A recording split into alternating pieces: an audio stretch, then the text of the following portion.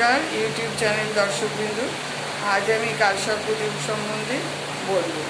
যারা কালসর্পযোগে জন্মগ্রহণ করেছে তাদের জীবন কেমন যায়, তাদের জীবন সারা জীবন তাদের ঝঞ্ঝাটের মধ্যে দিয়ে কাটে এবং এর মধ্যে দিয়ে জীবন অতিবাহিত করতে হয়।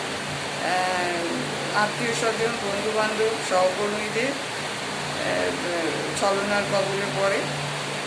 অনেক সময় এই ছলনা বুঝতে পারে, কিন্তু বুঝতে পেরেও করার কিছু থাকে না, কারণ ছলনা যা ক্ষতি হওয়ার তা আগেই হয়ে যায়। কালসর্পযোগের প্রভাব অনেক শিথিলও হয়, আবার এটা প্রভাবহীনও হয়। সেটা কালসর্পযোগ কী রকম জন্মপত্রিকায় আছে সেটা দেখে তবে বলা যায়। পরবর্তী এপিসোডে আমি এই কালসর্পযোগ কীভাবে হয় এবং এর প্রভাব শিথিল হয় কীভাবে